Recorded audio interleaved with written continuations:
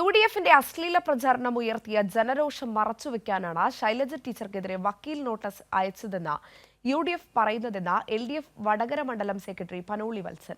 ഇതുവരെ വക്കീൽ നോട്ടീസ് ഒന്നും ലഭിച്ചിട്ടില്ലെന്നും അനാവശ്യ പ്രചരണമാണ് UDF നടത്തുന്നതെന്നും അദ്ദേഹം പറഞ്ഞു.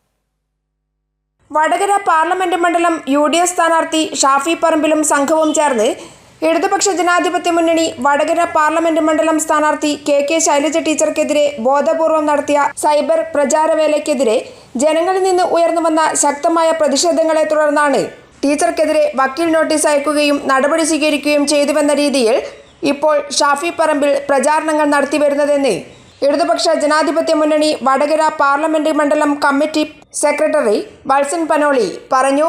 ഷാഫി പറമ്പിൽ ടീച്ചർക്കൊരു നോട്ടീസ് അയച്ചു എന്ന് വാർത്താമാധ്യമങ്ങളിലൂടെ വരുന്നുണ്ട്.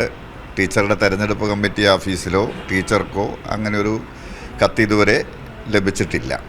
ഒരു വക്കീൽ നോട്ടീസ് അയച്ച് ഇല്ലാത്ത കാര്യങ്ങൾ പ്രചരിപ്പിച്ച് തനിക്കെതിരായ ജനരോഷം മറികടക്കുന്നതിനായി ഷാഫി പറമ്പിൽ വില കുറഞ്ഞ രാഷ്ട്രീയം കളിക്കുകയാണെന്നും അദ്ദേഹം പറഞ്ഞു.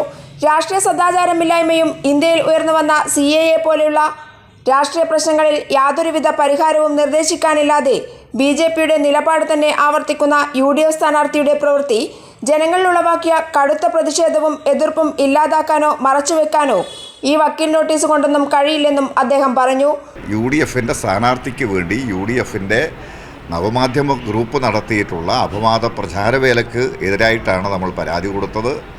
അതിൻ്റെ കേസാണ് ഇപ്പോൾ ഓരോന്നായി രജിസ്റ്റർ ചെയ്ത് നിയമ നടപടിക്ക് വിധേയമായിട്ടുള്ളത്. ഇതൊക്കെ മറച്ചുവെക്കാനാണ് ഷാഫി ഇപ്പോൾ ശൈലജ ടീച്ചർക്കെതിരെ നോട്ടീസ് അയച്ചു എന്ന പ്രചാരണം നടത്തുന്നതെന്നും വത്സൻ പനോളി പറഞ്ഞു. കൈരളി ന്യൂസ്, കോഴിക്കോട്.